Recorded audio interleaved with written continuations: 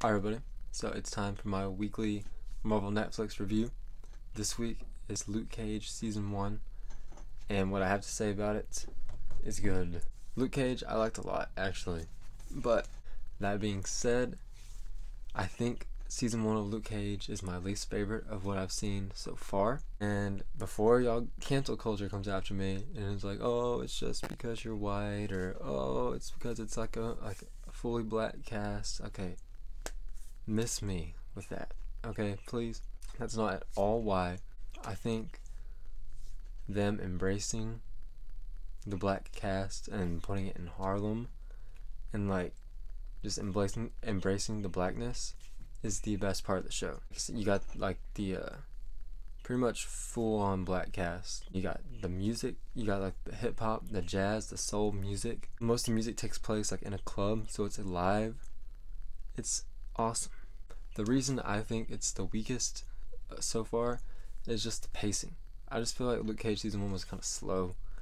I mean, it's 13 episodes, and it seems like not too much happens within this 13 episodes, and it feels like maybe it should just be a little shorter. You know what I mean? Luke Cage, the guy who plays him, Mike Coulter, does awesome as Luke Cage. I love him. And you know, there was the news that happened last week that Charlie Cox and Kristen Ritter might be returning, but they're saying that like Luke Cage and Danny Rand are gonna get recasted, and that saddens me because I like Luke Cage and Iron Fist actor too. So like, I think having some of the Netflix people but not all of them, it's just kind of sad.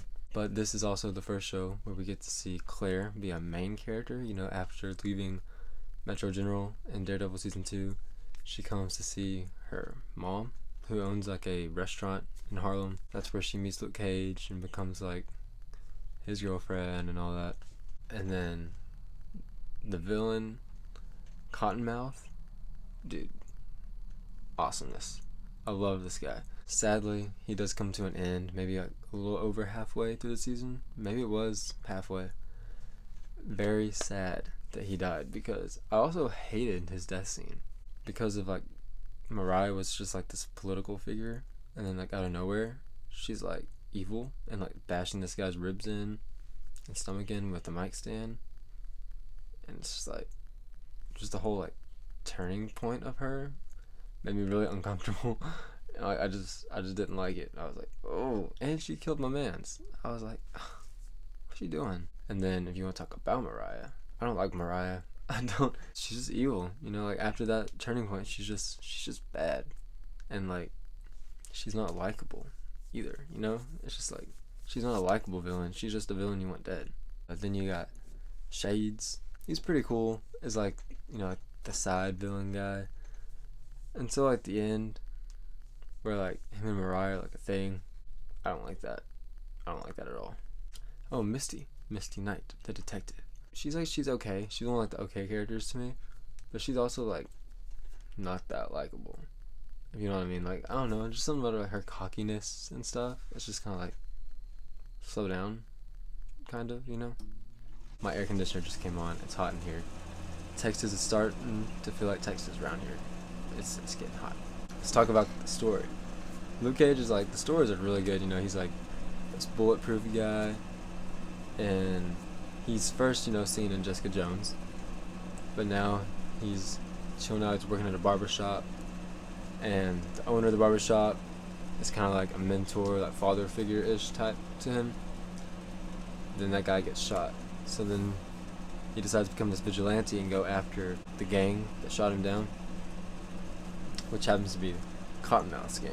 So he's going after Cottonmouth, and in the middle of all this, Cottonmouth gets hands on some hammer tech, and it's called the Judas bullet.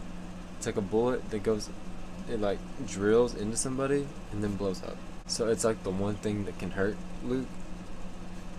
So like it eventually gets used on him, and Luke has to like go. It's like this weird doctor, scientist guy. And they pretty much put him back in the same thing that he went through to get his powers. It softened his skin again when it was doing it, so that's how they got the bullet out of him. And then you find out that doctor knew some sketchy stuff about Luke's deceased wife. Like I said, like halfway during the season, Cottonmouth gets killed by Mariah. So Mariah takes like the villain role, and Shades is like her assistant, kind of. And then he eventually becomes like her lover, which I said like I didn't know that. Around like towards the end, like I think it's kind of after Cottonmouth dies, there's like this new villain. So you kind of get like 3 villains in one season, and it's Diamondback. And then you find out that Diamondback is actually Luke's brother, because Luke's dad had a kid with 2 women. He kind of neglected the other son because he was actually married to Luke's mom. So like Luke was actually like, he just kind of cared for Luke more, so this other son felt neglected. Now he's coming to get back at him, and he's got his hands on, you know, the hammer tech, and he even like shows up with like this some type of battery looking thing. It's on his back in the shape of a diamondback, which pushes like this charge into like these gloves, and it shows him like punch someone, and it just like breaks their chest in. So it's like it's a powerful punch enough to like, you know, do damage to Luke. So like it's cool that they find a way to like have the villains actually be able to hurt him. And like somewhere within like the final fight, the last couple episodes, I'm pretty sure like the DA from Daredevil season 2 showed up. So like there's a little bit of crossover stuff. I like that. Building up to Defenders. I'm trying to think of like some of the coolest scenes from the cage. You know, the one where the guy tries to punch him in the face and like it like breaks his wrist. That's kind of hard for me to watch, but it's a really good scene. The whole episode about Luke's past, being in jail, I love that episode so much. And also you get to see his comic book accurate costume thing. I love it. And then there's also like little nods to people like wanting to hire him, and I know like that's like his thing. Him and Iron Fist, they're like the heroes for hire. Also, I like the theme music. Like, I was talking about the music earlier. The thing is like, overall, I did really enjoy it. Even though it is probably my least favorite thing so far, it does not make it bad at all. And like I said, I still haven't seen all the way up to whatever the last thing is at Jessica Jones 3.